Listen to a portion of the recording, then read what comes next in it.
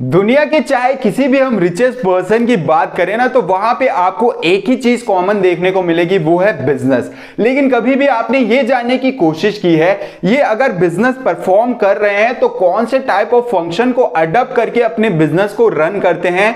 तो आज की इस वीडियो में हम जानेंगे कि कैसे जो है प्राइवेट इंडिविजुअल्स अपने बिजनेस को ओन, कंट्रोल और मैनेज करते हैं। इनमें कोई भी गवर्नमेंट का इंटरफेरेंस नहीं होता है, वो अपना बिजनेस खुद ही मैनेज कर रहे हैं, कंट्रोल कर रहे हैं और ओन कर रहे हैं। तो आज का जो हमारा वीडियो है वो है forms of private sector enterprises के ऊपर। तो ये आप लोगों के लिए बहुत ही इंपॉर्टेंट होने वाला है, क्योंकि ईच एंड एवरी पॉइंट जो है मैं डिटेल में डिस्कस करने वाला हूं, जिससे कि आप अपने एग्जामिनेशन में इजीली बहुत अच्छे से लिख पाएंगे। Sector enterprises can function and run by adopting any of the following forms। यहां पे देखिए कि आपको जो है प्राइवेट सेक्टर एंटरप्राइजेस के कुछ फॉर्म्स मैं लिख करके रखा हूं जो फंक्शन कर रहे हैं और रन कर रहे हैं प्राइवेट सेक्टर एंटरप्राइजेस। या तो वो सोल प्रोप्राइटरशिप हो सकती है, या तो फिर ज्वाइंट हिंदू फैमिली बिजनेस हो सकता है, पार्टनरशिप हो सकता है, कोऑपरेटिव सोसाइटी हो सकता है, या फिर वो कंपनी हो सकता है। तो इन्हीं फॉर्म्स में जो होते हैं, कोई भी बिजनेसमैन जो है अपने बिजनेस को परफॉर्म कर रहे हैं, वो प्राइवेट इंडिविजुअल्स, आप मैं अगर हमने बिजनेस ओपन किया है तो यही फॉर्म में से किसी एक बिजनेस एक्टिविटी को हमें जो है फंक्शन को अडॉप्ट करके अपने बिजनेस को रन करना होगा। तो चलिए सबसे पहले हम समझेंगे कि सोल प्रोप्राइटरशिप आखिर। पहले मैं आपको बता दूं कि सोल और प्रोप्राइटरशिप ये दोनों वर्ड का मतलब क्या होता है। देखिए, सोल का मतलब हो जाता है वन और प्रोप्राइटरशिप का मतलब हो जाता है ओनरशिप, यानी कि मालिक। सिंगल ओनर जिस भी बिजनेस के होते हैं, यानी कि एक अकेला ओनर किसी भी बिजनेस का होगा, उसे हम क्या कहेंगे? सोल प्रोप्राइटरशिप कहेंगे। अब आपको ये आइडिया लग गया होगा कि मैंने जो बताया सोल प्रोप्राइटरशिप यानी कि किसी भी बिजनेस का अगर एक मालिक होता है उसे हम ये कहते हैं। तो आपको आइडिया हो गया होगा कि हम क्या डिस्कस करने वाले हैं, लेकिन आपको एग्जामिनेशन में उसे कैसे लिखना है वो हम डिस्कस करते हैं। चलिए, A business owned, managed and controlled by a single individual is known as an sole proprietor organization। यानी कि किसी भी बिजनेस के ओन्ड, मैनेज और कंट्रोल को एक अकेला इंडिविजुअल करता है। सिंगल इंडिविजुअल से मतलब है कि कोई भी बिजनेस को अगर उसका ओनर एक पर्सन है, मैनेज भी वही करता है, कंट्रोल भी वही करता है, तो उसे ही हम कहते हैं सोल प्रोप्राइटर ऑर्गेनाइजेशन। आपने बहुत सारे अपने आसपास देखेंगे, गुपचुप शॉप देखा होगा, कोई समोसा बेच रहा है तो उसका जो मालिक है वो सिंगल पर्सन हो सकता है। किसी का शॉप देखा होगा आपने, रिटेल शॉप्स, सपोज मान लेते कि आपका अगर कोई रिटेल शॉप है और उसके ओनर आपके फादर या आप खुद हैं, तो वो क्या हो जाएगा? सोल प्रोप्राइटरशिप हो जाएगा। अब यहां पे मैंने फीचर्स लिखे हैं कि सोल प्रोप्राइटरशिप के क्या क्या फीचर्स होते हैं, जिसे हम डिस्कस करने वाले हैं डिटेल में। लेकिन मैं आपको बता दूं कि हम क्या क्या डिस्कस करने वाले हैं। Single ownership, formation and closure, unlimited liabilities, individual risk bearing, one man control, no separate legal entity, lack of business continuity and small size. तो सबसे पहले मैं आपको डिटेल में समझाने वाला हूं कि यहां पे सिंगल ओनरशिप से मतलब क्या है। चलिए समझते हैं सिंगल ओनरशिप है। आपको जो है डिटेल में समझना होगा ईच एंड एवरी फीचर्स, तभी जाकर के आप जो है क्या कर सकते हैं, इजीली जो है केस स्टडी सॉल्व कर सकते हैं। तो सबसे पहला हमारा है सिंगल ओनरशिप।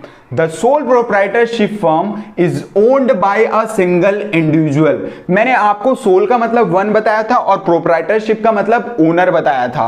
तो यानी कि किसी भी बिजनेस का ओनर अगर कोई सिंगल इंडिविजुअल, एक अकेला पर्सन होगा, जैसे कि आप है, आप अपना एक शॉप ओपन करते हैं, अपना बिजनेस स्टार्ट कर रहे हैं और उसमें जो है आप ही ने पैसा लगाया है, आप वही बिजनेस स्टार्ट किए हैं, तो वो क्या हो जाएगा? सिंगल ओनरशिप कहलाएगा, क्योंकि उसमें इन्वेस्टमेंट आपने किया है।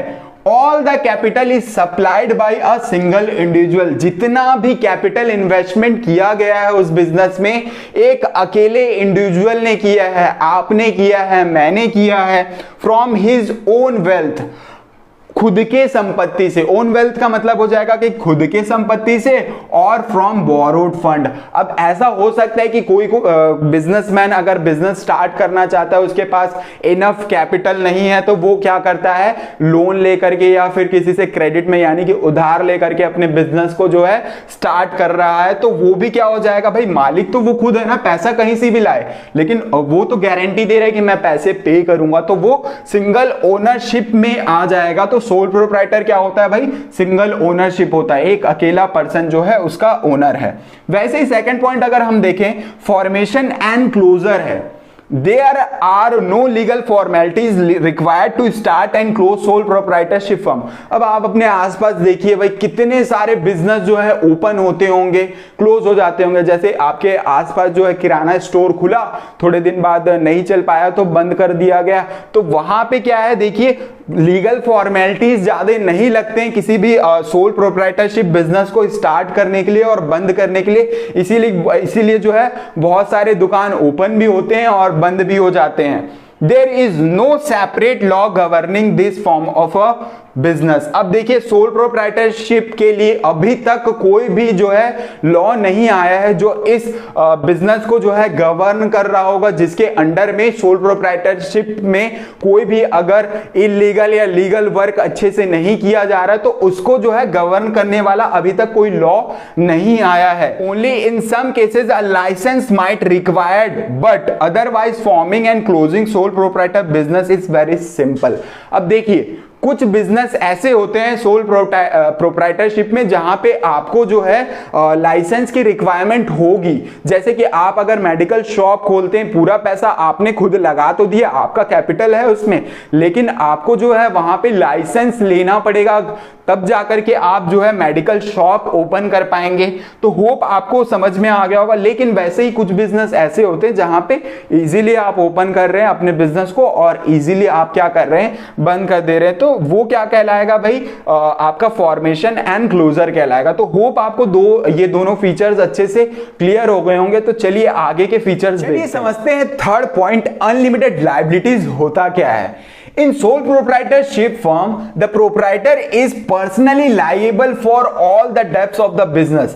देखिए सोल प्रोप्राइटरशिप का मतलब मैंने आपको बताया कि सिंगल ओनर है, तो बिजनेस में जितने भी लायबिलिटीज यानी कि जितने भी डेब्ट्स, कर्जे होंगे तो वो एक अकेले पर्सन के ही होंगे और उसे जो है पे करना है बिजनेस के लायबिलिटीज को। In case of the business losses, if the business assets are not sufficient to meet all the business liabilities. Suppose मान लेते हैं कि बिजनेस में जितने भी उस पर्सन के एसेट्स हैं, सपोज मान लो कि 10 लाख का अगर उसका एसेट है और 10 लाख के एसेट्स को बेच करके भी अपने 15 लाख के लायबिलिटीज को वो पे नहीं कर पा रहा है, क्योंकि 15 लाख जो है 5 लाख ज्यादा है उसके एसेट्स पे, तो 5 लाख रुपए उसे और पे करने होंगे। तो वो कैसे पे करेगा? उस केस में जो है प्रोप्राइटर को अपने पर्सनल प्रॉपर्टीज को भी जो है सेल करना पड़ेगा और अपने लायबिलिटीज को पे ऑफ करके अपने लायबिलिटीज को खत्म करना होगा। तो इसमें एक डिसएडवांटेज ये है कि सोल प्रोप्राइटर में क्या होता है भाई, अपने पर्सनल प्रॉपर्टी को भी बेच करके जो है किसी भी पर्सन को अपने लायबिलिटीज को चुकानी पड़ती है। अब देखते हैं कि फोर्थ पॉइंट क्या है, individual risk bearing and profit recipient. अब इसका मतलब क्या हो जाता है, देखिए एक अकेला पर्सन बिजनेस कर रहा है, उसे ही हम क्या कह रहे हैं भाई, सोल प्रोप्राइटरशिप कह रहे हैं। तो बिजनेस में जितने भी लॉस होंगे वो एक अकेले पर्सन के होंगे और जितना भी रिस्क बियर कर रहा है वो एक अकेला पर्सन ही कर रहा है। In sole proprietorship firm whole risk is borne by a single individual only. यहां पे सिंगल इंडिविजुअल ही क्या कर रहा है भाई, रिस्क बियर कर रहा है। किसमें? सोल प्रोप्राइटरशिप में। The sole beneficiary of all the rewards is one individual only। अब देखिए एक अकेला पर्सन जब अपने रिस्क को बियर कर रहा है तो जब प्रॉफिट की बात आएगी भाई तो प्रॉफिट भी अकेला पर्सन ही ले जाएगा।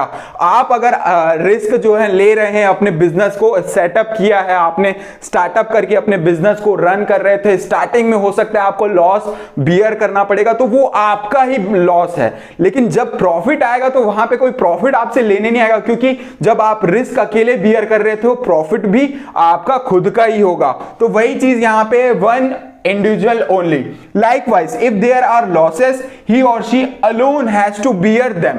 अकेला पर्सन ही उसको बियर करेगा, लेकिन thus he or she alone bears the risk of the business, क्योंकि रिस्क भी कौन बियर कर रहा है भाई, एक अकेला पर्सन ही कर रहा है। तो होप आपको ये दोनों पॉइंट क्लियर हो गए। चलिए देखते हैं कि आगे इसके फीचर्स क्या है। तो पॉइंट है वन मैन कंट्रोल। आप इसे जो है वन मैन आर्मी भी कह सकते हैं, क्योंकि एक अकेला पर्सन, सोचिए आप खुद, कि अपने बिजनेस को ओन करता है, मैनेज करता है और कंट्रोल करता है। तो proprietorship is the sole owner of the firm and has full control over it. अब देखिए, प्रोप्राइटर जो होता है, ओनर जो होता है, सिंगल ओनर होता है। अपने बिजनेस को जो है पूरा कंट्रोल कौन कर रहा है भाई, वही ओनर जो है बिजनेस का कर रहा है। सपोज मान लेते कि एक रिटेल शॉप आपने ओपन किया, तो और आपने बिजनेस इन्वेस्ट किया, मनी इन्वेस्ट करके, कैपिटल इन्वेस्ट करके आपने बिजनेस स्टार्ट कर लिया।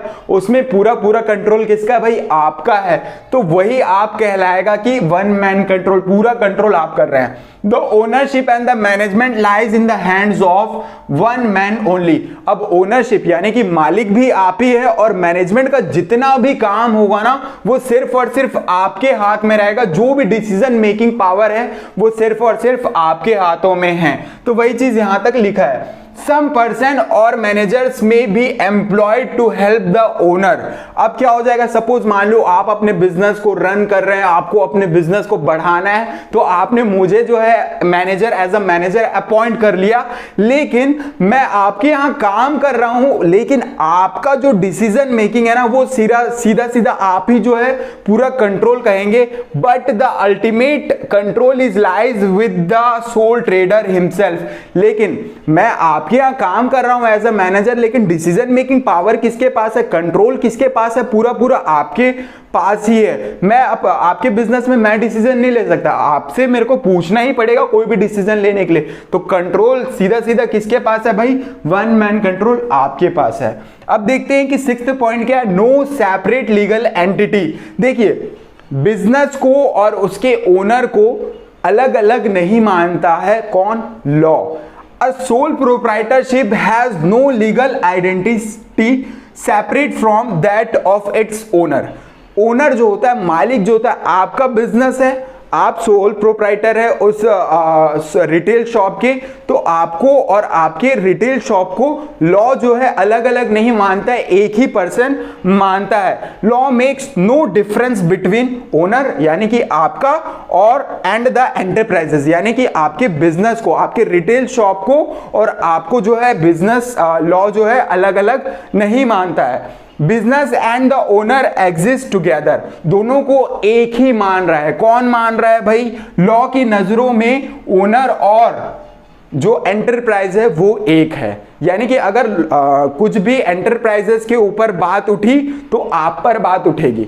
होप आपको ये भी पॉइंट क्लियर हो गया हो। तो चलिए आगे देखते हैं इसके फीचर। सेवेंथ पॉइंट है लैक ऑफ बिजनेस कंटिन्यूटी। चलिए इसे समझते हैं कि इसका मतलब होता क्या है। Since business and owner are one, so death, insolvency, incapacity etcetera will have the direct effect on the business. इसका मतलब क्या होता है, देखिए भाई, एक अकेले पर्सन ने अपने बिजनेस में इन्वेस्टमेंट करके अपने बिजनेस को स्टार्ट किया, अपना बिजनेस खड़ा किया है, तो अगर उस पर्सन की डेथ हो जाती है, यानी कि अगर उनकी मृत्यु हो जा रही है, इंसॉल्वेंसी, अगर वो कंगाल हो जा रहे हैं या कैपेसिटी नहीं है अपने बिजनेस को रन करने के लिए, तो वो बिजनेस जो है कंटिन्यू नहीं हो पाएगा, आगे जो है नहीं बढ़ पाएगा। सोल प्रोप्राइटर को जो है वही बंद करना पड़ जाएगा। तो वही चीज है लैक ऑफ बिजनेस कंटिन्यूटी का मतलब। अब अगर हम समझेंगे कि स्मॉल साइज इसका मतलब क्या है, तो देखते हैं। The soul proprietorship firm operate on a very small scale. इसका मतलब क्या हो जा रहा है, देखिए भाई, एक सोल प्रोप्राइटरशिप जो बिजनेस होता है, एक फर्म होता है, वो बहुत ही स्मॉल स्केल में बिजनेस ऑपरेट करते हैं। As all the funds are arranged by one person, क्योंकि उसमें जो है एक अकेले पर्सन ने इन्वेस्टमेंट किया है और बिजनेस को ऑपरेट कर रहा है, मैनेज कर रहा है और कंट्रोल कर रहा है। A soul trader can arrange limited funds and has limited managerial ability. एक अकेला पर्सन कितना ही फंड्स जो है अरेंज कर पाएगा अपने बिजनेस के लिए, ज्यादा से ज्यादा जो है उनके पास जितना वेल्थ होगा वो उतना ही पैसा लेकर के आ पाएंगे, और उनके पास जो है मैनेजरियल स्किल भी की एबिलिटी जो है वो भी लिमिटेड रहेंगे। लेकिन अगर कंपनी है, कंपनी में ज्यादा पैसा भी होता है और अपने बिजनेस को वो लार्ज स्केल में एक्सपेंड भी कर पाते हैं, ग्रोथ होती है उनकी बिजनेस की, लेकिन एक अकेले पर्सन यानी कि सोल प्रोप्राइटर को अगर अपना बिजनेस बढ़ाना है तो उनके पास जो है लिमिटेड फंड्स की कमी के कारण वो वेरी स्मॉल स्केल में अपने बिजनेस को परफॉर्म कर पाते हैं और उनकी मैनेजरल स्किल की एबिलिटी जो है वो भी लिमिटेड होती है।